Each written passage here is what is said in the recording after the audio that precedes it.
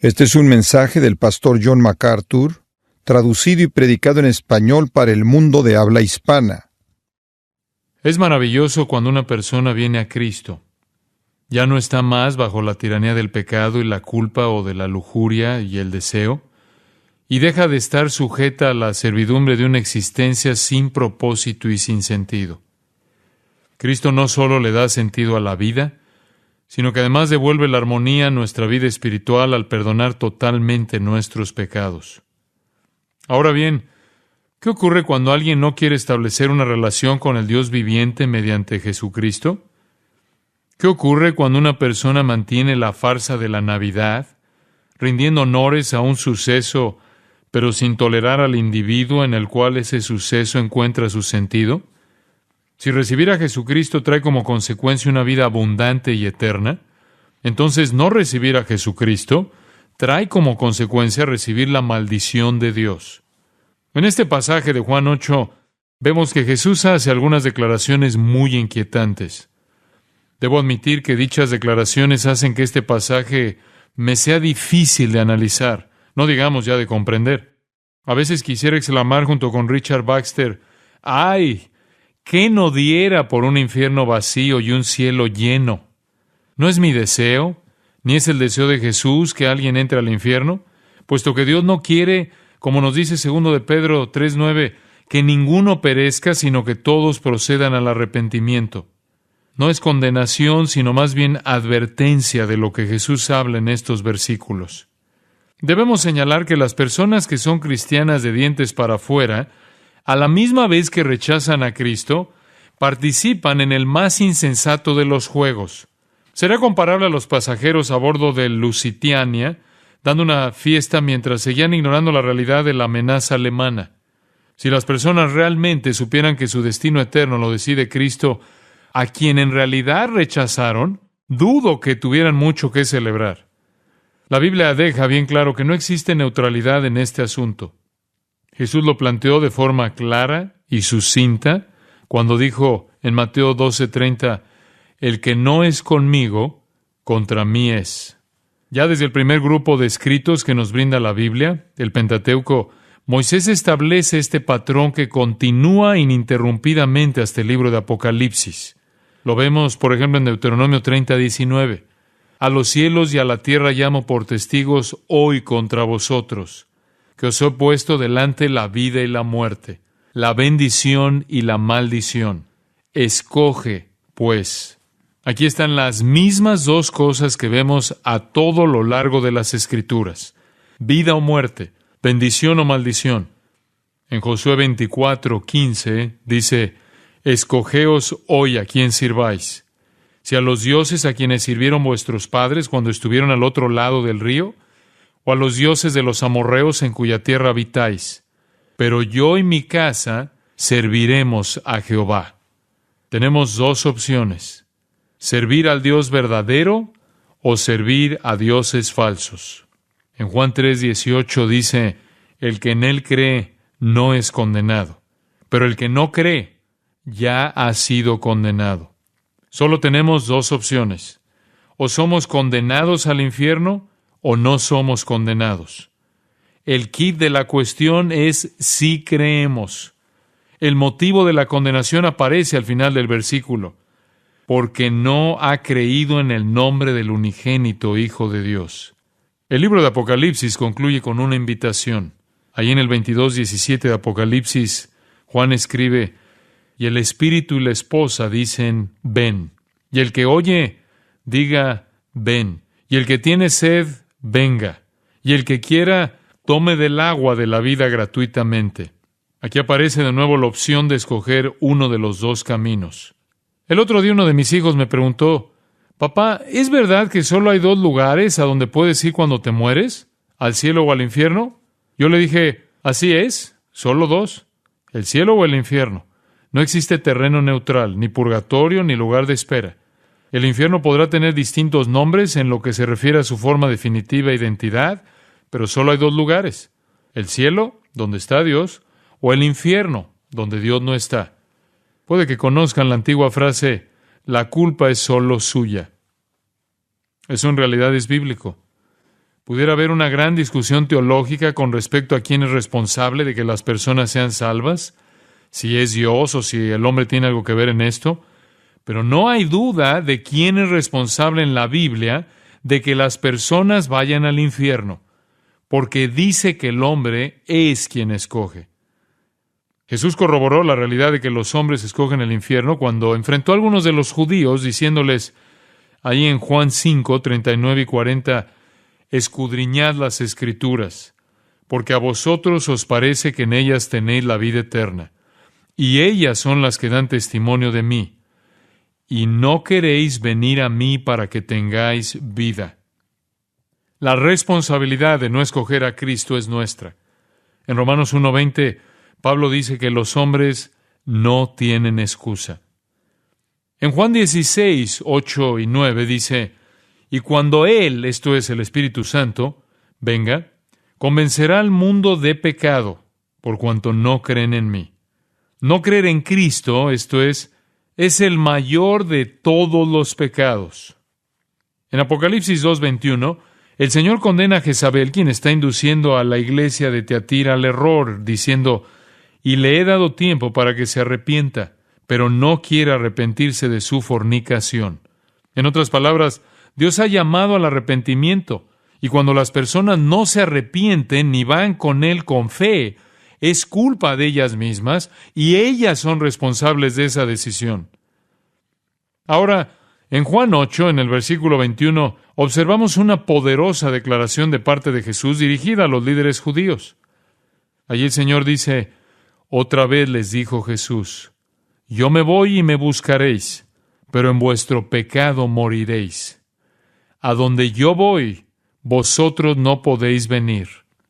Aquí Jesús está haciendo una declaración muy fuerte acerca del hecho de que Él irá al cielo y ellos no.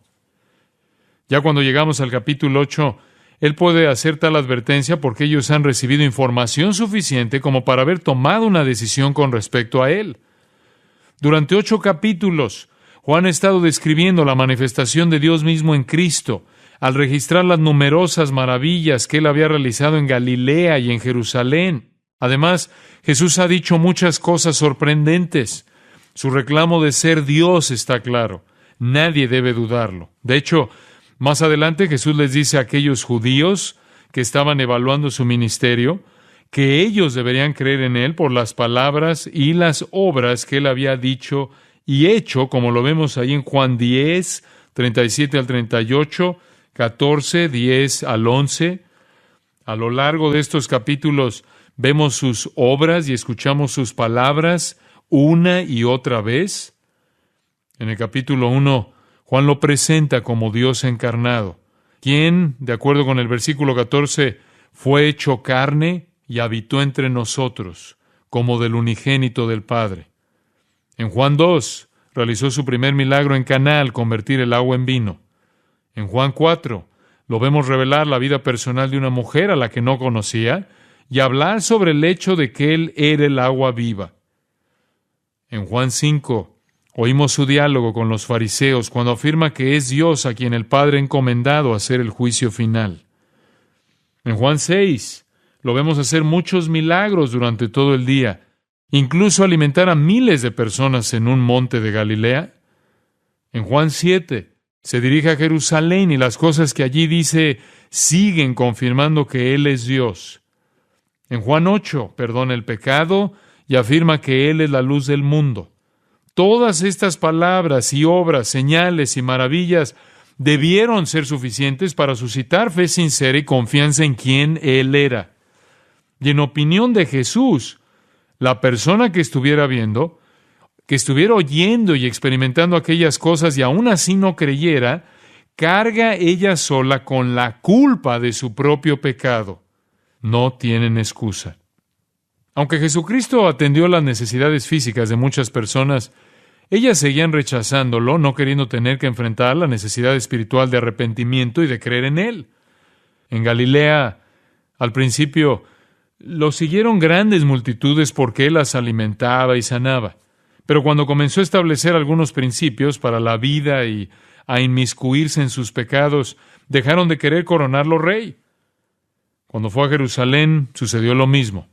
Grandes multitudes lo seguían a todas partes, pero en cuanto comenzó a desviarse de lo físico hacia lo espiritual y a combatir el pecado en el corazón de las personas, las multitudes comenzaron a desvanecerse hasta que finalmente el único gentío que quedó fue el de un grupo de fariseos tratando de idear una forma de matarlo. Un rechazo tan trágico como ese se resume en las palabras de Juan en el 1:11. A lo suyo vino y los suyos no le recibieron. Los judíos fueron responsables de sus conclusiones acerca de Cristo, igual que lo somos usted y yo y todas las demás personas. Aunque algunos sí creyeron, Juan 7:40-41 nos dice que hubo otros que no. Entonces, algunos de la multitud, oyendo estas palabras, decían, verdaderamente este es el profeta. Otros decían, este es el Cristo. Pero algunos decían, ¿de Galilea ha de venir el Cristo? A algunos que lo rechazaron, Jesús les dijo, ahí en Juan 5:40, y no queréis venir a mí para que tengáis vida. Pero ellos no tenían a quien echarle la culpa sino ellos mismos. Como pasa con todos los que han tenido una revelación completa y aún así se apartan de la verdad, como los que vemos en Hebreos 6:10. Aunque la incredulidad de los escribas y los fariseos se pone de manifiesto en su deseo de matar a Jesús, el versículo 20 dice que nadie le prendió porque aún no había llegado su hora. Impedidos por Dios de darle muerte en aquel momento, Jesús los enfrenta en el versículo 21. Y les dice, yo me voy, y me buscaréis, pero en vuestro pecado moriréis. A donde yo voy, vosotros no podéis venir. Esta confrontación revela el trágico resultado de rechazar a Jesucristo. Morir en nuestros pecados. Ese es el resultado. Jesús hizo alusión a esto en el capítulo anterior cuando dijo, todavía un poco de tiempo estaré con vosotros, en Juan 7:33.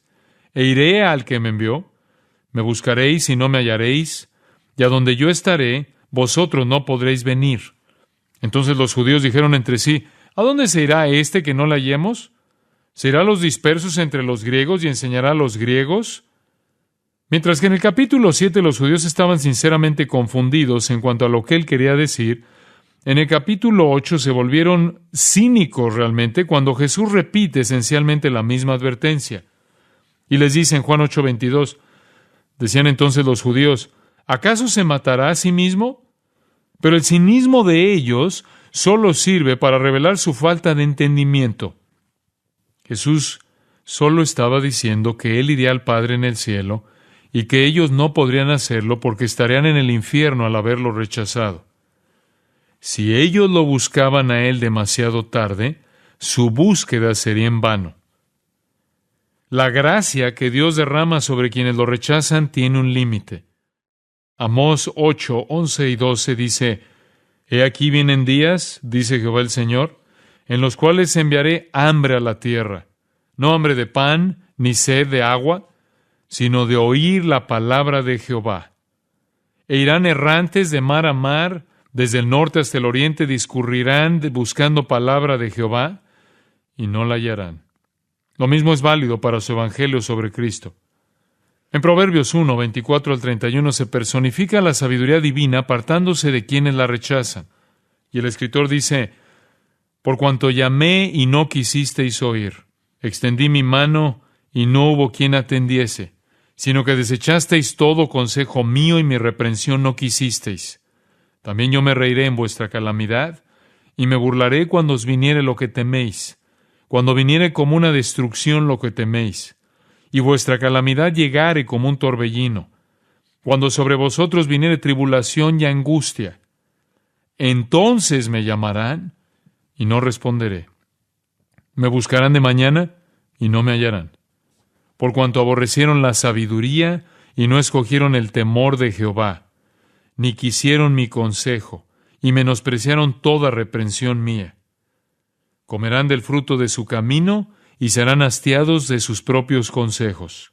En otras palabras, cuando el día de gracia haya terminado, quienes hayan rechazado la sabiduría de Dios serán responsables y pagarán las consecuencias que ellos mismos se ganaron. Es como el prisionero a quien el rey le ordenó hacer una cadena. Cada día le añadió otro eslabón, hasta que finalmente lo amarraron con su propia cadena. Así sucede con los pecadores que rechazan a Cristo. Ellos generan en su vida su propia catástrofe final.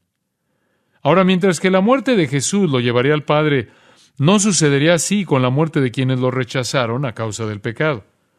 Ahora, ¿en qué pecado estaba pensando Jesús cuando les dijo a los fariseos que ellos morirían en su pecado? Es en el pecado de rechazar a Cristo. Juan 16, 8 y 9 dice que el Espíritu Santo convencerá al mundo de pecado por cuanto no creyeron en Cristo. Si quieren racionalizar y decir, bueno, yo no cometo ningún pecado, soy una buena persona y trato de hacer todo lo que puedo. Eso no servirá de nada, porque si nunca han recibido a Jesucristo, ese es el pecado mayor. Por eso es que Jesús dice que quienes lo busquen demasiado tarde morirán con sus pecados sin perdonar. Ese es el desastre supremo, porque esa persona está destinada al infierno. Los líderes judíos sí buscaron el cielo durante toda la vida, pero lo buscaron en el lugar equivocado.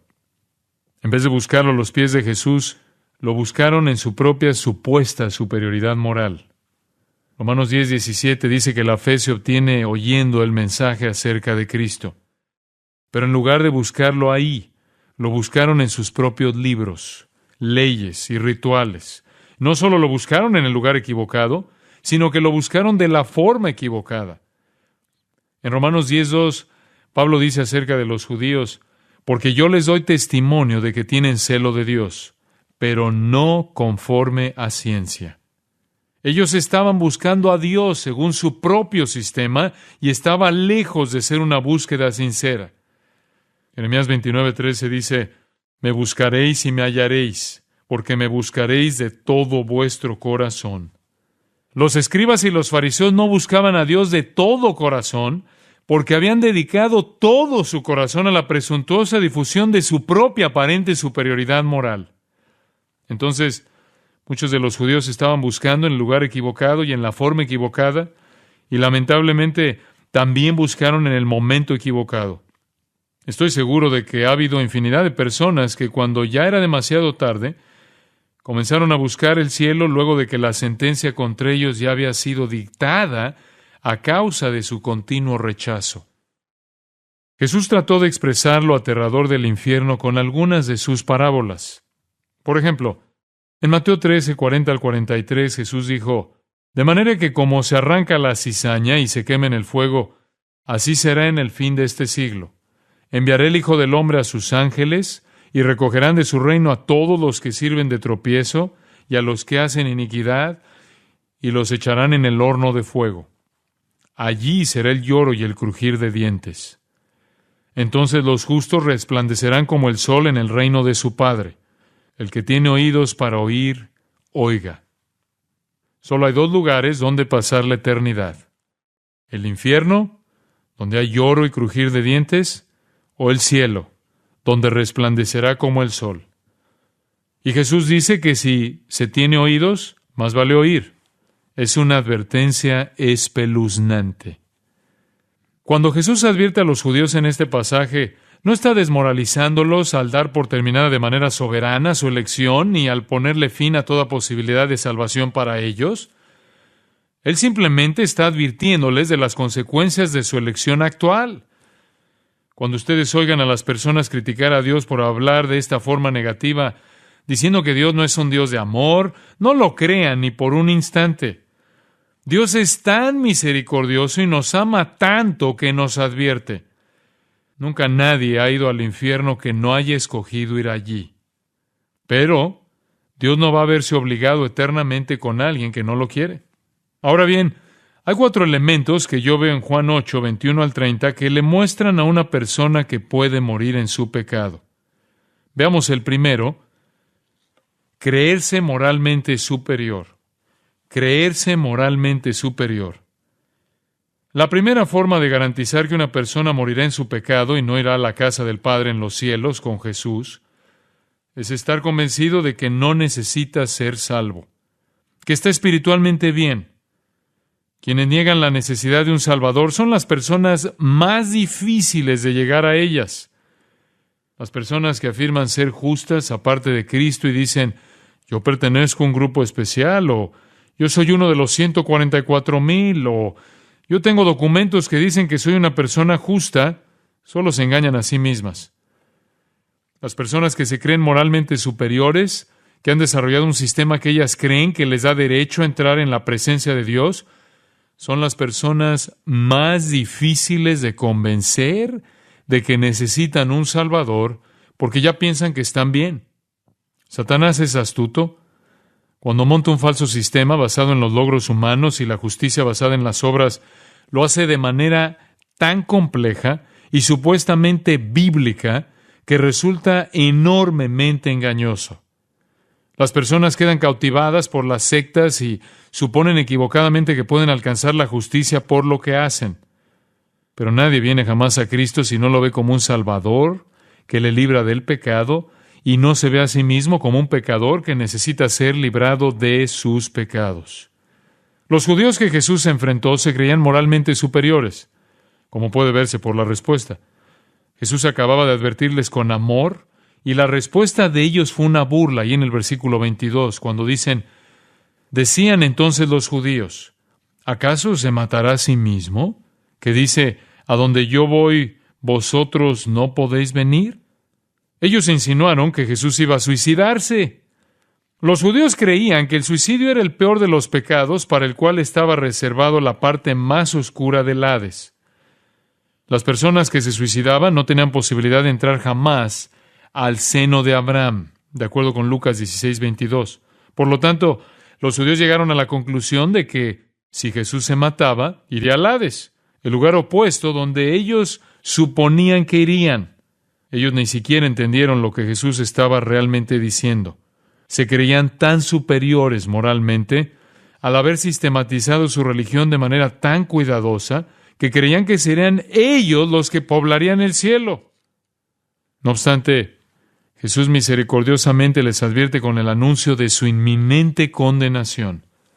¿Hasta dónde podía llegar su sordera? Si ustedes leen todo el Nuevo Testamento, se verían en apuros para encontrar un relato sobre la conversión de un fariseo. Hay algunos, pero no muchos, porque eran personas muy difíciles de alcanzar con la verdad bíblica.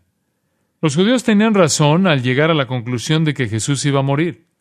Sin embargo, estaban completamente equivocados al pensar que su muerte sería por suicidio. Al contrario, sería una ofrenda de sacrificio de sí mismo, al ofrecerse voluntariamente para ser crucificado. Hechos 2:23 dice, a este, entregado por el determinado consejo y anticipado conocimiento de Dios, prendisteis y matasteis por manos de inicuos, crucificándole. Él fue asesinado, no se suicidó. Pero él fue una víctima voluntaria para llevar a cabo la redención. La superioridad moral es la gran mentira de Satanás. La realidad es que usted se salva por Cristo. La mentira es que usted se salva por cualquier cosa que no sea Cristo. Esa mentira puede venir en todo tipo de envoltura. Se puede ser salvo siguiendo determinadas reglas, realizando rutinas específicas, perteneciendo a un sistema en particular, siendo lo bastante bueno para que superen el peso de sus deficiencias. Existe una infinidad de sistemas posibles para contrarrestar la única verdad, y todos son parte de la gran mentira de Satanás. Si Satanás logra introducir a alguien en un sistema que dice que ellos son justos, es muy difícil sacarlos de ese sistema. Una razón es que el fariseísmo es arrogante. Me recuerda lo que dijo Job a los que lo juzgaban ahí en Job 12:2. Ciertamente vosotros sois el pueblo, y con vosotros morirá la sabiduría. Proverbios 12:15 dice, el camino del necio es derecho en su opinión. Lucas 16:15 dice, lo que los hombres tienen por sublime, delante de Dios es abominación. Cuando los hombres creen en la mentira de Satanás y desarrollan un sistema que para ellos tiene mucho valor, es una abominación ante Dios. La salvación nunca puede alcanzarse por medio de las buenas obras y los rituales religiosos. Luego, la primera manera de morir en los pecados es pretender ser moralmente superior y reírse de cualquiera que hable del pecado del infierno. Y el mundo hace eso constantemente. Se burla de Jesús al reírse de sus advertencias acerca del infierno. No toma en serio el infierno cuando disfrazan a los niños de diablo en Halloween. Se niega a reconocer su pecado y su necesidad de recibir el perdón de Cristo, mientras confía en las buenas obras o en una religión propia para lograr la salvación. La persona que se enfrasca en la clase de sistemas farisaicos que el mundo brinda, ya sea una institución religiosa como el mormonismo o los testigos de Jehová o un sistema propio, se puede volver muy agresivo una vez que se entrega a ello. Por ejemplo, yo leí un artículo que una persona envió a un periódico de Melbourne después que oyó predicar a Billy Graham, el cual decía: después de haber oído a Billy Graham por la radio, de haberlo visto por televisión y de haber leído informes y cartas respecto de su misión, estoy totalmente harto del tipo de religión que insiste en que mi alma y las de todos los demás necesitan ser salvas, sea lo que sea que esto signifique. Nunca he sentido que estoy perdido, ni siento que diariamente me revuelco en el lodo del pecado, aunque la prédica repetitiva insiste en que sí. Denme una religión práctica que enseña ternura y tolerancia, que reconoce que no existen barreras de raza o credo, que no olvida a los ancianos y enseña bondad y no pecado a los niños. Si para salvar mi alma he de aceptar tal filosofía como la que he oído predicar recientemente, prefiero permanecer condenado para siempre. Fin de la cita. Esto sí es estar en una posición precaria. Evidentemente, el hombre ha desarrollado un sistema en el cual él cree que está libre de culpa y pecado ante Dios y por tanto se burla sin temor de la verdad. Esa carta refleja exactamente la actitud de los fariseos y los escribas. Con el deseo de hacer un análisis correcto de la situación, Jesús respondió a sus burlas ahí en Juan 8:23 y les dijo: vosotros sois de abajo, yo soy de arriba. Jesús entendió las intenciones de sus burlas, de que él se mataría y descendería al Hades, pero de hecho Jesús les dice: son ustedes los que son del Hades, yo soy de arriba. Esa es la inversa. Con esta respuesta tajante, Jesús no quiere decir que eran literalmente del Hades. Él quiere decir que su falta de fe, hipocresía, falsa religión, ignorancia y fariseísmo deliberado fueron generados por el enemigo. Él hace una distinción clara de que ellos están siguiendo a Satanás mientras que él sigue a Dios.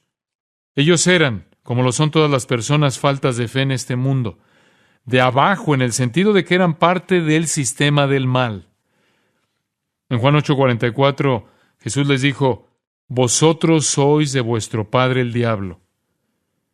Tales personas rigen sus vidas, como dice Efesios 2:2, conforme al príncipe de la potestad del aire.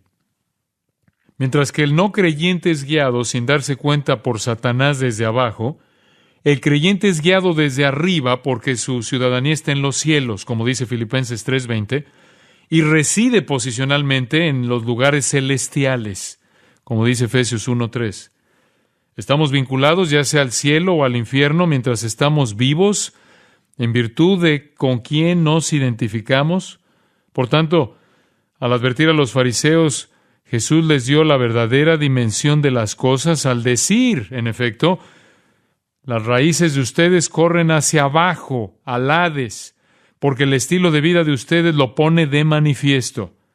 Más vale que reconozcan la fuente de su sistema religioso. Si quieren morir entonces en sus pecados, simplemente sigan la actitud de los fariseos. ¿Y cuál es? ¿Creen que no necesitan a Cristo como el Salvador? Supongan que están bien, que tienen todos los problemas resueltos y que alcanzarán la justicia. Convénzanse de eso y morirán en sus pecados. Hay una segunda manera de morir en sus pecados, y es estar atado a los intereses terrenales. Estar atado a los intereses terrenales. En Juan 8:23 Jesús dice: yo soy de arriba, vosotros sois de este mundo, yo no soy de este mundo. Jesús aquí establece otra comparación. Él les dice a los fariseos que ellos son parte del sistema del mundo del cual Él no es parte. El término mundo simplemente se refiere al reino espiritual invisible del mal.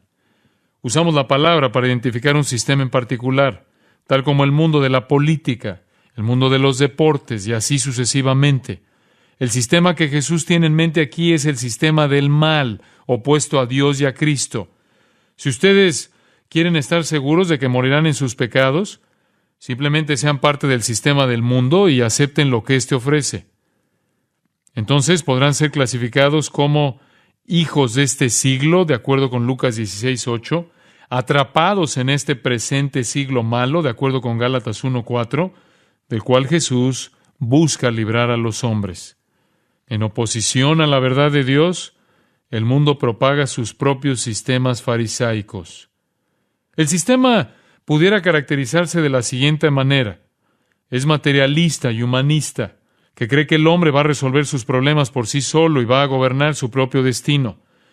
Está ensimismado en su preocupación con el sexo. Lo atormentan la ambición carnal, el orgullo, la avaricia, los celos, la envidia, la complacencia propia, el deseo egoísta, el crimen, etc. Sus opiniones son erróneas, sus objetivos son egoístas, sus placeres son pecaminosos, sus influencias son desmoralizantes, su política es corrupta, sus honores son vacíos, sus sonrisas son falsas y su amor es inconstante. Además, está en proceso de disolución. Según 1 Juan 2:17, el mundo pasa, se autodestruirá. Jesús identifica a los que se burlan de Él como parte del sistema del mundo.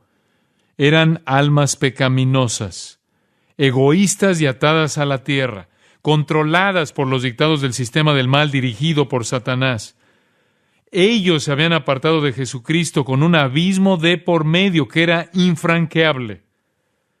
Aunque eran religiosos y quizás hasta humanitarios en el fondo, seguían siendo parte del sistema del mal de Satanás opuesto a Dios. Jesús simplemente les está diciendo, morirán en sus pecados por dos razones. En primer lugar, pretenden ser moralmente superiores y en segundo lugar, están totalmente sumidos en el sistema. Ustedes compran cualquier cosa que el mundo esté vendiendo. ¿Hay una tercera manera de morir en sus pecados? Ser incrédulo. Ser incrédulo. En Juan 8:24, Jesús dice, por eso os dije que moriréis en vuestros pecados, porque si no creéis que yo soy, en vuestros pecados moriréis. Luego, la tercera manera de estar seguro de que morirán en sus pecados es ser incrédulo del Evangelio. No hay que salir a matar a nadie y ser malo para ir al infierno, porque el infierno no es solo para los criminales y delincuentes, es para todos los que no aceptan a Cristo. Si ustedes no aceptan a Cristo en esta vida, Dios no los va a obligar a vivir con Él para siempre en la eternidad. Ustedes dirán, ¿qué debo creer? Recuerdo una canción que fue popular llamada Yo Creo, que repetía una y otra vez las palabras Yo creo. ¿Yo creo en qué? Otra canción decía, creo en la música. Si eso es en lo único en que usted cree, usted está metido en un problema.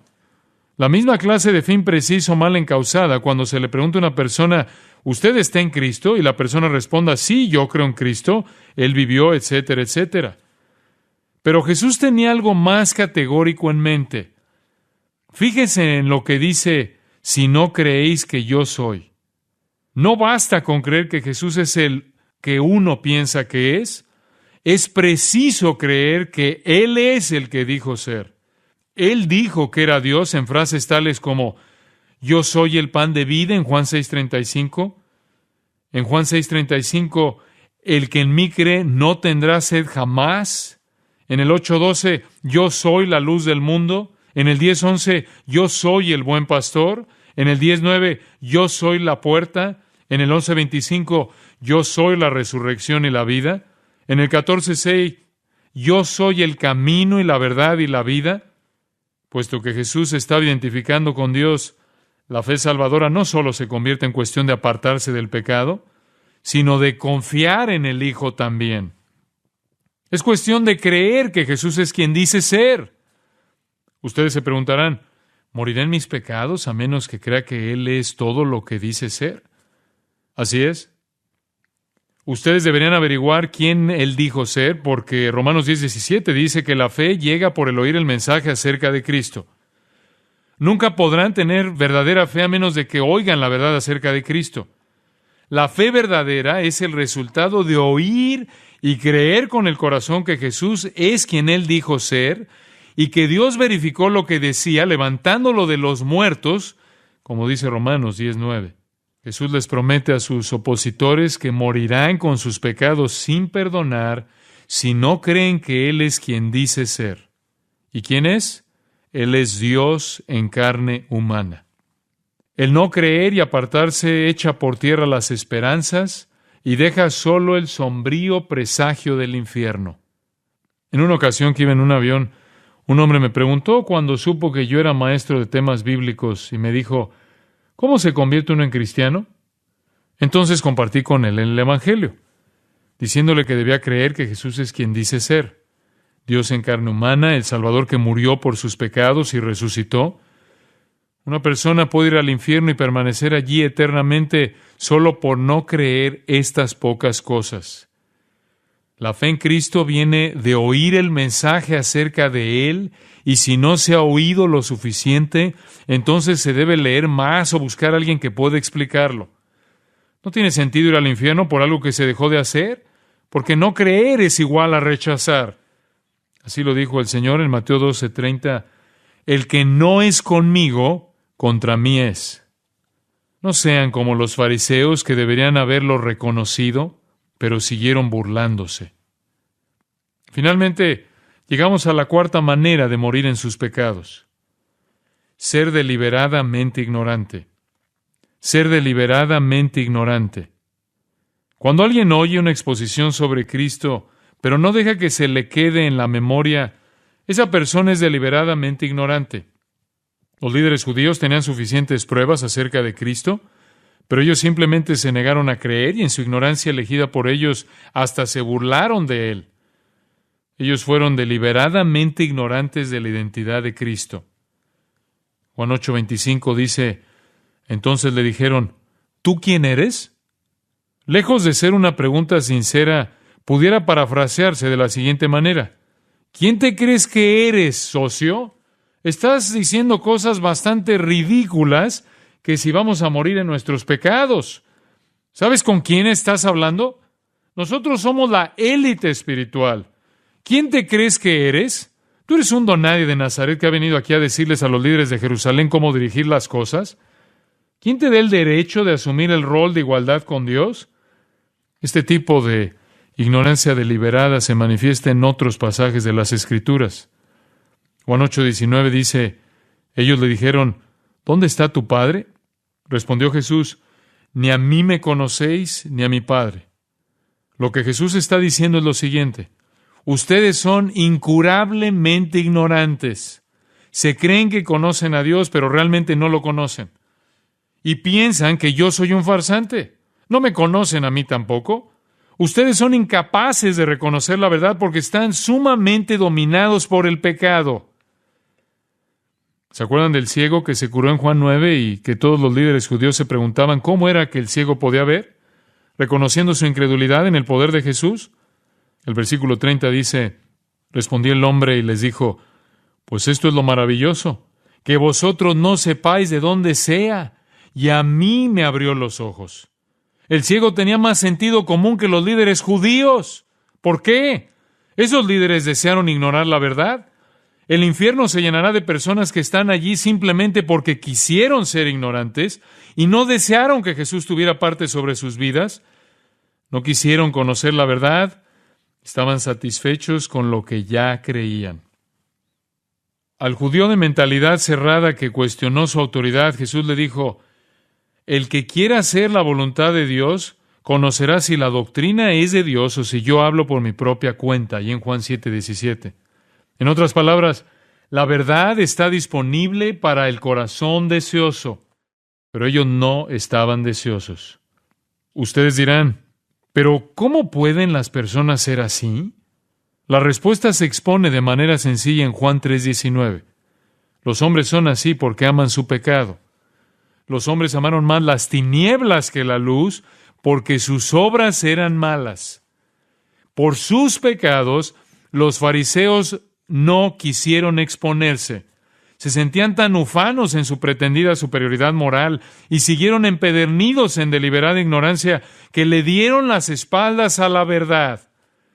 Esto es trágico porque los coloca en la categoría de los que han recibido suficiente información para creer en la verdad, la han rechazado y van a recibir un castigo mayor que los demás. Como nos dice Hebreos 10:29, ¿cuánto mayor castigo pensáis que merecerá el que pisoteara al Hijo de Dios y tuviere por inmunda la sangre del pacto en la cual fue santificado e hiciere afrenta al Espíritu de gracia? En otras palabras, el mayor castigo en el infierno está reservado para las personas que conocían la verdad, pero la pisotearon. Aquellos judíos también eran deliberadamente ignorantes de la autoridad de Cristo. Juan 8:25-27 dice, Jesús les dijo, lo que desde el principio os he dicho, muchas cosas tengo que decir y juzgar de vosotros, pero el que me envió es verdadero, y yo, lo que he oído de él, esto hablo al mundo. Pero no entendieron que les hablaba del Padre. Debido a que los judíos se niegan a aceptar lo que Jesús había estado diciendo, Jesús no les aporta ninguna otra revelación, pero sí dice que tiene palabras de juicio que decir respecto de ellos, que vienen del Padre, que en el 5:22 dice, todo el juicio dio al Hijo. La ignorancia deliberada trae juicio, igual que la incredulidad. Las actitudes terrenales, igual que las pretensiones de superioridad moral, y los fariseos se caracterizaban por todas ellas. En su ceguera espiritual no reconocían quién era Él, ni entendían que Él les hablaba de Dios el Padre. Ellos simplemente pensaron que Él les hablaba acerca de un juicio suyo. El juicio es un resultado terrible para los que continuamente se niegan a oír la verdad. Es por eso que en Mateo 13:9 Jesús advirtió, el que tiene oídos para oír, oiga. Los judíos también dieron prueba de su deliberada ignorancia de la inmortalidad de Cristo. En Juan 8:28 les dijo pues Jesús, cuando hayáis levantado al Hijo del Hombre, entonces conoceréis que yo soy y que nada hago por mí mismo, sino que según me enseñó el Padre, así hablo. ¿Cómo iban a saber eso los judíos?, preguntarán ustedes. ¿Qué hizo el Padre a la muerte de Cristo para verificar la afirmación que él había hecho? Lo levantó de los muertos. La Biblia nos enseña esto reiteradamente. De hecho, Jesús dice, cuando llegue mi resurrección, entonces tendrán que mirar mis afirmaciones con sinceridad, y muchos judíos lo hicieron. Cuando se supo que Jesús había resucitado, nació la iglesia y literalmente miles de personas en la ciudad de Jerusalén sí vieron la luz y creyeron, como lo vemos en Hechos capítulos 2 y 3. Hubo una gran respuesta. Quizás en esa muchedumbre ante Jesús había algunas personas que más tarde fueron parte de esa iglesia primitiva. Finalmente, la afirmación del versículo 29 muestra que muchos de los judíos eran deliberadamente ignorantes de la unidad de Cristo. Dice ahí, porque el que me envió conmigo está. ¿No me ha dejado solo el Padre? Porque yo hago siempre lo que le agrada.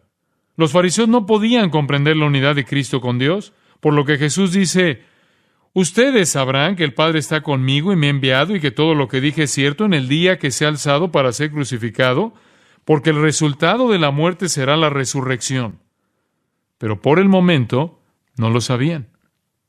Muchos nunca lo supieron y por consiguiente murieron en sus pecados para ser separados de Dios por toda la eternidad. Ojalá pudiéramos transportarnos en una cápsula de tiempo y conocer a esas personas para que podamos entender la tragedia de rechazar a Dios. Ustedes tendrán una pequeña idea de la intensidad y lo espantoso de una advertencia como lo que hizo Jesús aquí. Aquellos judíos con pretensiones de superioridad moral, atados a lo terrenal, incrédulos y deliberadamente ignorantes, no tenían que morir en sus pecados. Había, y hay otra opción. Como lo vemos en el versículo 30, hablándole estas cosas, muchos creyeron en él. ¿No se alegran de eso? No siempre se puede predicar lo positivo. A veces hay que predicar lo negativo, porque lo negativo se necesita para llevar a algunos a Cristo. Si ustedes nunca se han entregado a Jesucristo, quedarán separados de Él por un gran abismo que nunca podrán franquear por sí solos. Ni todas las buenas obras, ni el fariseísmo, ni la religión de ustedes serían capaces de hacerlo. La única manera en que ese abismo puede franquearse es que ustedes reconozcan sus pecados y reciban al Señor Jesucristo. Si tienen el deseo en sus corazones de hacer eso hoy, simplemente oren en sus corazones algo así: Dios, quiero a Jesucristo como mi Salvador. Lo recibo ahora. No quiero morir en mis pecados. Quiero ir a donde estás tú. Y si lo hacen con toda sinceridad, Él oirá esa oración y la vida de ustedes, como dice Colosenses 1:13, será trasladada al reino de su amado Hijo. Si la fe de ustedes es débil, pídanle que los ayude a creer. Si necesitan más información para tomar esa decisión y realmente desean conocerlo a Él, pídanle a Dios que les enseñe la verdad acerca de Cristo. Para más información sobre los mensajes y libros del pastor John MacArthur y de los derechos legales de los mismos, puede acceder a la página en gracia.org.